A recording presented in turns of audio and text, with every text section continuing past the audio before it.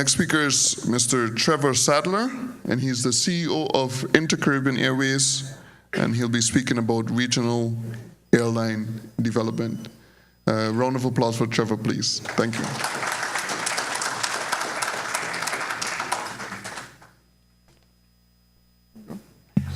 Thanks for having us here today, and thank you very much to Bud for actually arranging this event. It's perhaps really nice to see something that's focused on the Caribbean and not just aside to Europe or the US or Asia, that we can actually do something that has a Caribbean focus. Our company was established in 1991 as Inter-Island Airways, actually as one small airplane. It was actually a Cessna at the time. And the gentleman who is the first pilot for the company is still with the company. He sits in the back corner over there. That's Mr. Lyndon Gardner. Now, Mr. Gardner, he was, I guess, in the early days, he was everything. You know, the pilot who loaded the bags, who fueled the plane, who hustled the street for the passengers. And it was much more of an on-demand operation at that time. And what really was a small opportunity grew into something quite significant. Where we are in the Turks and Caicos Islands, we don't have population measured in millions or even in hundreds of thousands. We are an island or set of islands of roughly 35,000 in total. And really at that time, tourism hardly existed in terms of coming to these islands. So he was an early pioneer in capturing whatever aviation opportunities that existed to fly folks around. So the evolution of time from that humble one little airplane beginning led to the more formal opportunity to take on board international service as the Turks and Caicos grew, and hence the company, the name was changed to Air Turks and Caicos. That lasted for the next decade until I came along and joined Mr. Gardner, really at a time when the growth of opportunities for this company had expanded significantly, and a lot of those opportunities had really nothing to do with flying to and from the Turks and Caicos, but marrying two other countries together. And what we came to the conclusion was that if we go down this road and expand, having a name that was tied to the country was much more of a liability than it became an asset.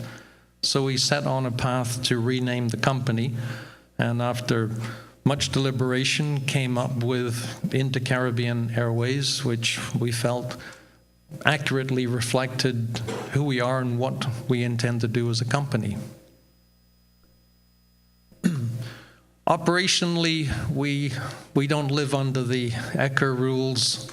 We live under ASI from the UK. We have civil aviation within the Turks and Caicos who have oversight of our issuance of our certificate. They in turn report to ASI, so we have a British AOC, a British regulator behind us. 25 years. So as a private airline, I think it's a proud achievement for the company. We are 25 years this year. This is our current fleet. What we operate is a mixture of Embraer 120s, some Twin Otters, and a couple of miscellaneous airplanes. But we're moving in a larger direction. So at the bottom, I make mention of coming soon, the Embraer 145. This is our color scheme. So hopefully you'll have seen our airplane around the Caribbean. Interior of these aircraft, so you know what, if you're not familiar with what an Embraer 120 is. We also just took delivery of this one, so for the benefit of those who have a special need to fly folks around in a more corporate VIP configuration, this is an 18-seat airplane, and we make it available for government, special charters, and so forth. Now, this slide actually really comes to the heart of some of what we've been doing within Providenciales. When we set out on this journey to expand, one of the early efforts was to retime and refocus our schedules, make those schedules work from a connectivity point of view. What we have, again, is those small set of islands, so only so many people are going to get on an airplane and come and go to any of the destinations we fly. So we set in motion that if we retime our schedules, so someone's in Santo Domingo can get to Nassau, someone's in Port-au-Prince but wants to get to Kingston, and so forth. So every one of our flights that leaves any city and comes through Providenciales typically has 8 to 12 connecting destinations that are possible. So on some days we see some very high numbers of in-transit customers. In fact, some days, such is the demand, that there's almost no room for the local demand customer. We found a high degree of success in aggregating the small numbers of customers from multiple destinations and enable them to come through Providenciales. The no visa, no problem is really the evolution of a year's worth of work, working together with our government to change the law and work with the airport to physically change the facility, so that we didn't have to go through the process where we took somebody off an airplane, they're in transit, but yet they've got to come through immigration, clear immigration, go back around the outside, and then get back in a security line. Just too much time is lost in that process. But after petitioning with government and working closely to show some of the benefits that can accrue, i.e. particularly increased frequency, what we were able to do is have the airport reconfigure one of the entry points, install security mechanisms so that we can take folks off the airplane. They've already got 2 boarding cards when they leave their origin, come into the international lounge, security check, and in 5 minutes we could have you turned around and going on to a connecting flight somewhere else. Now, we publish minimum connection times of 30 minutes rather than 2 hours. If you come via Providenciales, our flights are published with minimum connection times, our connection to our connection. What this has done is really enable the growth of frequency to our key points. So as of this year, we're in 9 countries. That's what our route map looks like today. So you see we're generally focused on the Western Caribbean, but we are moving in this direction and further afield. So as we can see, to connect the Eastern Caribbean with the Western Caribbean, I think you'll see a lot more inter-Caribbean airplanes popping up in the neighborhood. A good example of our entree, the BVI, is a point we serve. We started off with a more modest 3 flights a week coming in from San Juan. And this last December, we decided to up that frequency quite significantly to 18 flights a week. Now today we enjoy quite a healthy market share in there. Part of one of the drivers is really what drives every consumer because you've never had a consumer who asks, what's the most I can pay today? It's always, what's the least I can pay today? And then followed by reliability right behind that. So we applied our LCC type mindset to bringing lower fares to that marketplace, and I think we found a little bit of success. Certainly in the BVI, everyone has quickly come to know us, and so we continue looking at how we expand that footprint further into the Eastern Caribbean, whether it's connecting from BVI to and through BVI or additional places. Cuba is certainly a hot topic within the United States, and I guess this coming Friday we'll come to learn the President's point of view about Cuba. We love Cuba. We love Cuba. Havana and Santiago is part of our network. We have been working for some time to build connectivity that comes in. Oh, I guess I don't need to tell you, but maybe just to quickly on this one, because oftentimes when we come to meet somebody, they ask, do we have a website? Can you book online? Some of the simple questions that sometimes are self-obvious.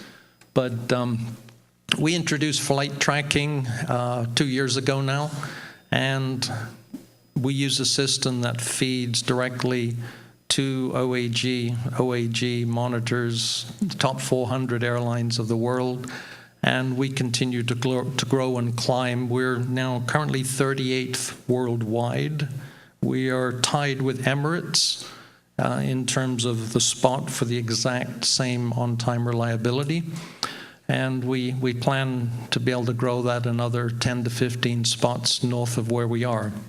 Reliability is important for us as a business, as it is, of course, for the customer. This is something that comes up a lot when we, again, come and talk with tourism offices and countries. Are you in the GDS? And the answer is yes, we are in the GDS. We're distributed through the top 3. We are members of ARC for the United States. We are in every BSP covering every country in the Caribbean, and 180 countries in total on a worldwide basis can sell and issue our tickets. Interlines are in place. BA is the British Airways, the most significant one. We have 4 others that are in the works to launch, and 1 code share. It started with an interline, and that is with Cubana de Aviation in Cuba, and that's moving next to a full code share. In the region, we look for loyalty, and certainly loyalty is one of these things that is often met by having a frequent flyer program that folks can accumulate miles or points with you. It helps to enjoin the loyalty of those customers to you as a business, and we're working on expanding the footprint of our loyalty program, Cacique Rewards. If you don't know what Cacique means within the Caribbean, I invite you to Google and research a little bit, find out who the Cacique people were. The program was named after the Cacique people of the Caribbean. We offer an in-flight magazine. We published, in fact, we just added the next one. We profile the different destinations as a cover model. We've just come off of BVI as the cover, covering Cuba, Antigua, and the Turks and Caicos was, in fact, our first magazine. A little story about the gentleman who is here.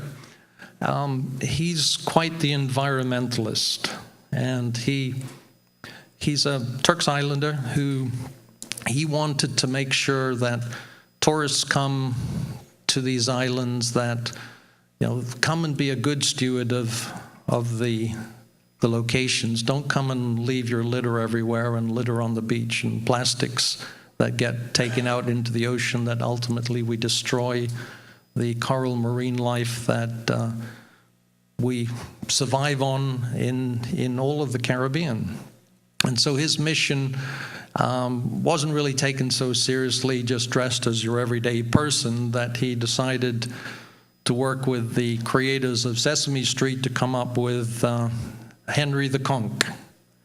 So Henry the Conch stops in now at schools, and he comes and offers education to kids, because while you get the couldn't care less parents who don't need to be told anything, the one person who can call out their parents is the kid.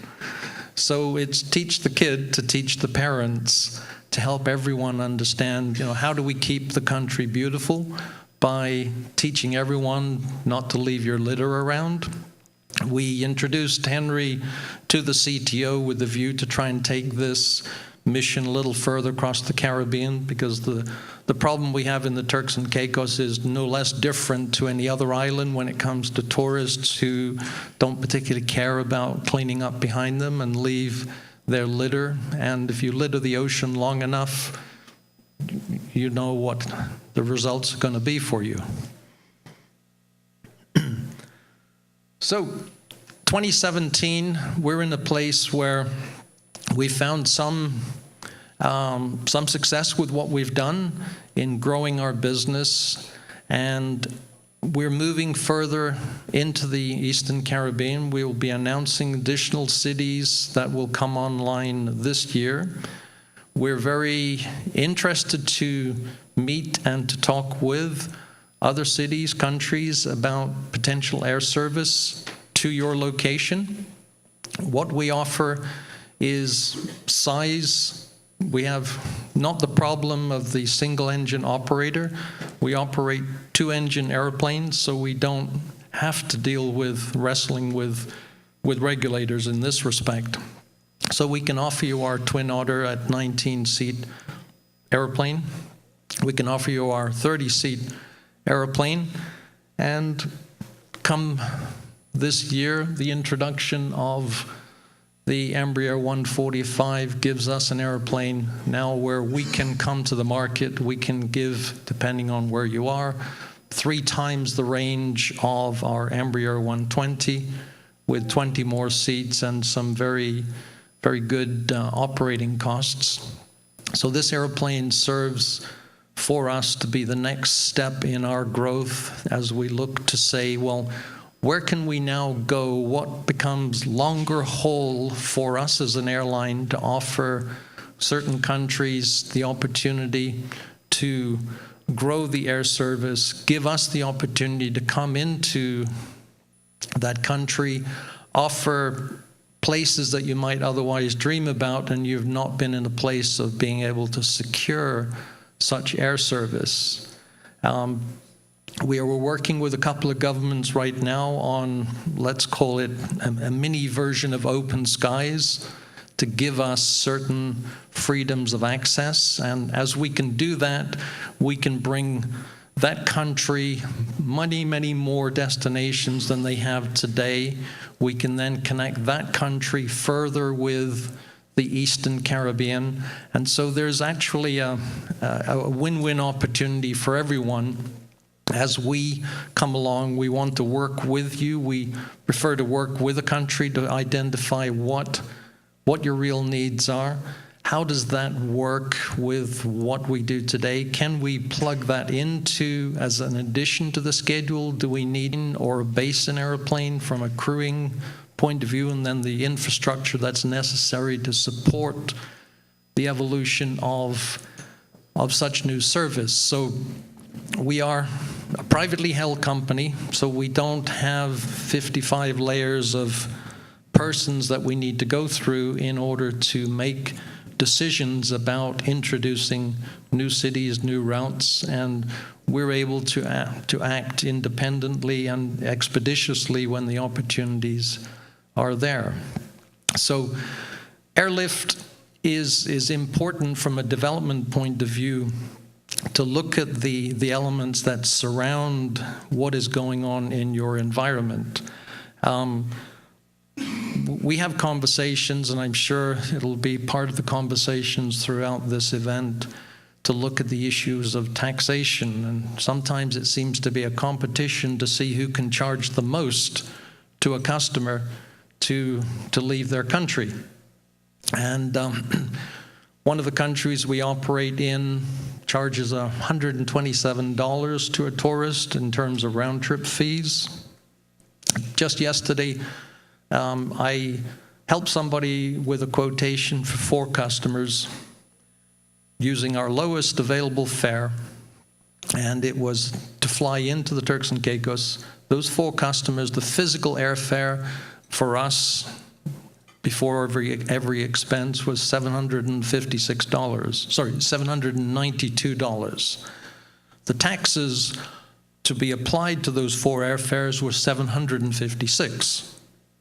Just to give you some idea of what taxation does in our region. So we've been meeting as a company with governments in countries at the highest level to encourage reconsideration of regional travel. What we're talking about here today as a group is travel within our region.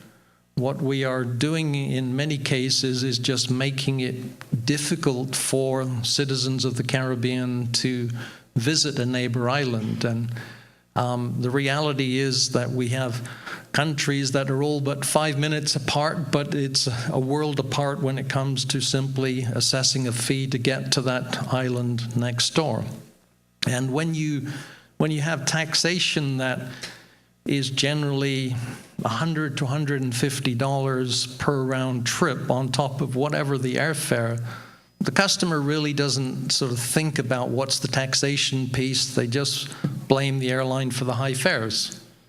But the reality is those taxes are included, and the reality is we have to, in the case of credit card fees, we have to expend the money on the credit card fee because that gets included, yet we have to remit the full amount back to the government. So we're also subsidizing the government's fees that we have to collect.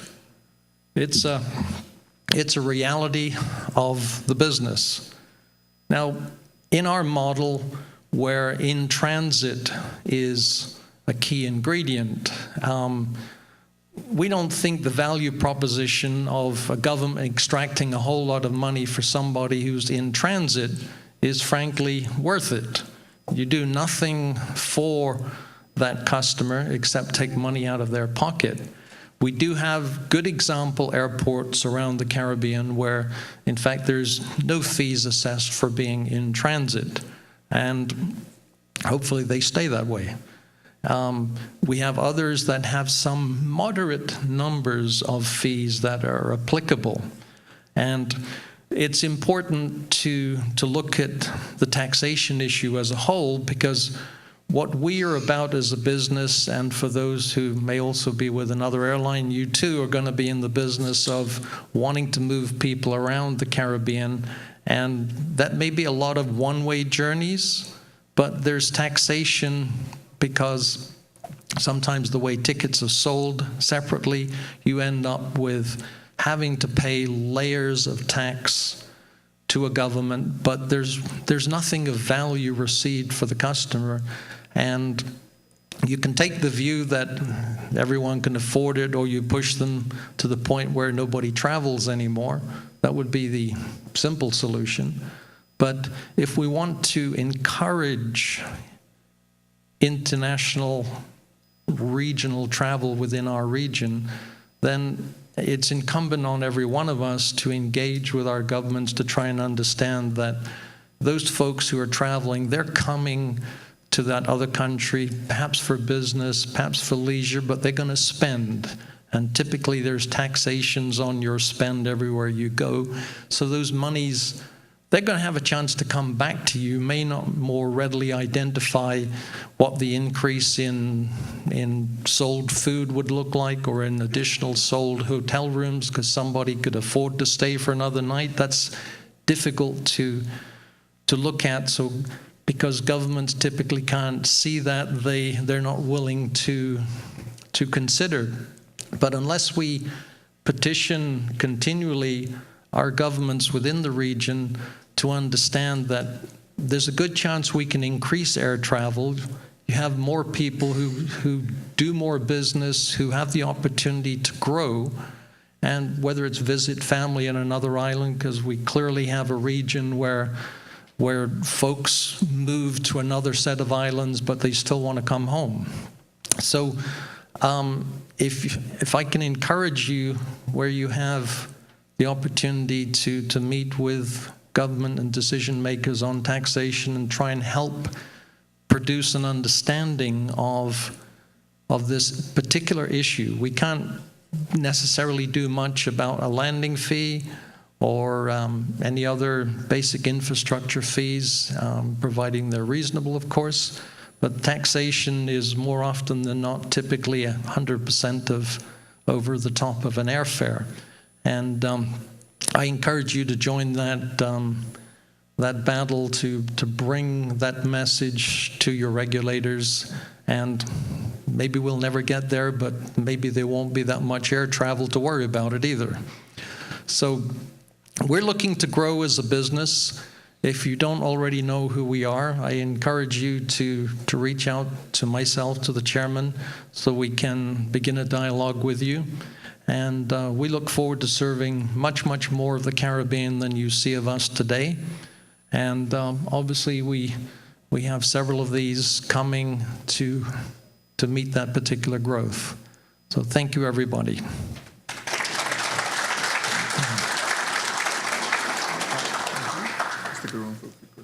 Yeah.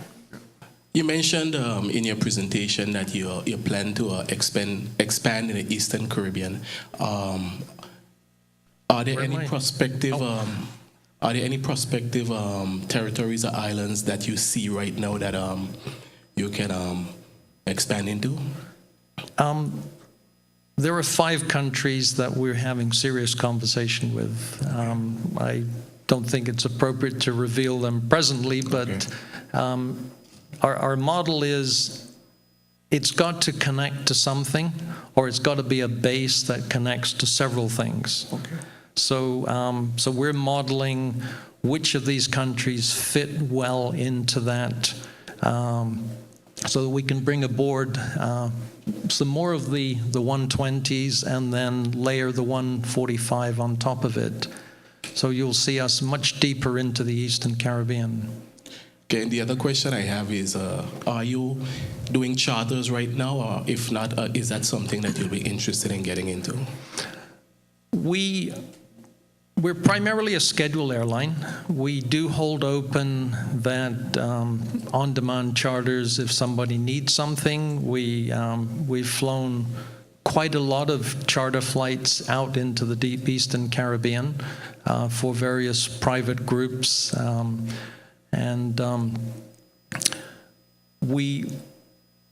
We're not specifically looking to develop a charter business as such. Perhaps a new departure for us was when we supplied an airplane to Cayman Airways for 16 months to fly flights between Grand Cayman and Cayman Brac. And that was allowing Cayman, who was in the process of acquiring a Saab 340, to identify the airplane, get the aircraft organized, maintenance-wise, trained, and went on perhaps a little longer than it was originally planned, but that was the first time we had done anything by way of a wet lease. So we have some flexibility, and we're open to hearing from somebody if there's a particular demand. But charters will, if we have capacity, we'll gladly pick up and help somebody. The new 18-seat airplane is a sweet airplane. It has increased range compared to the 30-seat airplane. It's a perfect airplane for governments, sports teams, road shows for public or private companies. And so that one is newly available in the charter, and that one will remain for charter, not really part of our scheduled business. Good morning. Jason Ennis here from Grantley Adams Airport in Barbados. morning, Just want to say, it's really not a question, just want to say that I'm very excited to hear you're looking to acquire the Embraer 145s, and I'm hoping that you have Barbados on those 5 destinations. But the market in Barbados is really crying out for service connecting the Eastern Caribbean and the Western Caribbean. Yes. Particularly the Jamaica run. So from Barbados and the Eastern Caribbean to Jamaica, we are dependent on one airline, Caribbean Airlines, and all that traffic is being funneled through Trinidad. Previously, we would have had non-stop and one-stop service to Jamaica, and I think it's an excellent market for this size aircraft to operate between the Eastern and the Western Caribbean. You see it. Yeah, so hopefully we'll have a discussion on it sometime during this conference. But also the fact that being the one of the major hubs in the Eastern Caribbean, we are connecting a lot of the islands in the south. Yes. Be it St. Lucia, St. Vincent, Grenada. All those are multiple daily flights connected to our airport. So an addition of inter-Caribbean airways to the Western Caribbean, I think, is a great opportunity. Thank you. Thank you. Now that you're planning the EMB 145, any plans to come to South Florida? Well, the answer is we have been speaking with about 8 airports within the mainland U.S. Some are in Florida and some further afield. We see, again, this is the right airplane. It has the right range capability to give us the chance to do a few more things that we would otherwise not be able to do with the 120. And perhaps it won't be Miami or Fort Lauderdale. There's a couple of small airlines that are operating, American and JetBlue. So we'd want to compete with them. Thank you.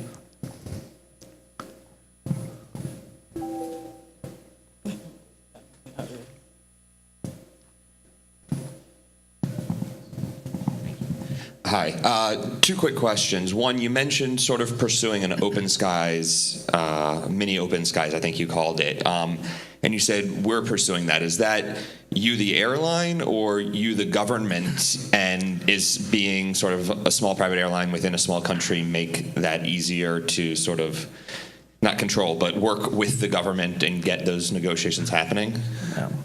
Well, we are pursuing this issue as an airline. We're coming to one of these countries where there is a need for air service, but if you take the regulatory framework of what we could or couldn't do, yes, we can come through that country on our way to somewhere else and enjoy fifth freedom. But that is a limitation on the opportunity. So we can't rely solely on fifth freedom to serve that need, because I just can't come from a home country enough occasions to actually help build that business. So ultimately, the air service development in one of these countries is partially tied today to the large carriers of US, Canada, Europe, and yet it typically, of course, serves the hub locations and then connect off from there. We take the view that there are places that can be served where the demand more than fills up this airplane and remove the need to make a stop on the way somewhere. Thank you. And the second question, in the tax side of things, obviously the high taxes is a burden for everyone, and you talked a little bit about the difference between inter-island travel and inbound tourism travel. Is that something where you can foresee sort of the local regional traffic operating under a different tax base or tax code for those passengers versus your inbound US, Canadian, European customers? Well, we're hoping we can get there by having many voices lend their support to this. It was really an initiative floated by IATA at the outset. We came aboard, subscribed to this. I can tell you we've met with the highest level heads of government in several countries. We have 37% of the Caribbean that says, yes, we'll support it. One more we're closing on. And if we can get to a quorum, we've been working with the CTO to bring together countries so that we can bring everyone together. We don't want to come at it like this is an airline trying to bully somebody into agreeing to something. We're not big enough, but clearly if we can bring everyone to the table to recognize we may not enjoy the same levels of income within our region perhaps as our visitors. So if you feel you can tax those visitors at a level where you either sustain them or you drive them to another country, that's up to you to make. But let's enable the Caribbean citizen to have a fair chance to go around. You know, we're typically small islands, so we don't always have everything we might want on our given islands, and we've got to go to another island to find it, whether it's go to another island because I need to get a visa, and then I'm not only paying for that visa, I've got to pay for the airfare and the taxes to go and get the visa. And so it's exasperated at every level for the regional traveler, in whether it's visiting family who've moved to another island. It just becomes just too much. So we hope we can find support. It's really the only way that Caribbean travel is going to grow inter-island, if there's some relief against taxation, and that's going to be offset by the frequency. So while you may have more people travel, you won't necessarily be growing that tax base, but you will be enabling people or businesses to do more across the region. Morning. Good morning. Just want to say on the tax issue, we have been guilty of the tax at EIS, that is, for even in-transit passengers. But just to let you know that we have recently just submitted for an exemption for that in legislation that should be passed in a couple of months, where, you know, once you're in transit, then you will not be charged any taxes. And just want to put a plug in for Inter-Caribbean. I guess I did fly with you once or twice, and must congratulate you for your on-time or even before-time service schedule. Well, thank you. We've come to love Tortola really in a hurry. It's a refreshing market for us. We came into Tortola. Like anyone else, you're going to find your way, what's going to work, what's not. But certainly this was a great market to come into, and we have more plans for Tortola. Thank you. All right, so I have two quick questions. The first one, there have been a number of carriers which basically attempted to enter into the Eastern Caribbean and connect the Eastern Caribbean to the West. Most notably, I could recall RedJet. And I was just wondering, do you perceive there to be any potential challenges with the incumbent carriers which already operate in the Eastern Caribbean? And if so, how do you propose to resolve those challenges? Well, we're working on cooperation with both of the two existing primary Eastern Caribbean carriers with the view that we will have cooperation. So we're at the technical point of integration. So we're not about to come at the market with the view that we want to compete fundamentally with two government airlines, because again, we're a private entity, so we don't have hundreds of millions to throw at trying to compete with such an operator. Hopefully a customer is going to make their choice in terms of who they fly based on either price or reliability or other factors that are interesting to them. Ultimately, the traveling public decides which airlines are part of the environment, which are not. We're familiar, of course, with the RedJet model, and perhaps it was a model that was just a little ahead of its opportunity. Perhaps it was an airplane that was too large for the immediate region. But obviously, if a country says, you know, we're not particularly welcome, well, we'll look to take our business somewhere else. Eventually, you know, the beauty of how we can operate, we can come to most every country from several points within the regulatory framework of what exists now today. And just as a brief follow-up question, is it within your medium or long-term plans to develop any hubs within the Eastern Caribbean region? Well, the answer is yes. There's one in particular we're looking at, and that should connect to about 5 countries on the initial phase, and then we continue to see, is it going to work, is it going to hunt, can we then build on top of it? So it's a combination of short haul and longer haul to give more connectivity. All right, thank you. Thank you. Thank you. Thank you.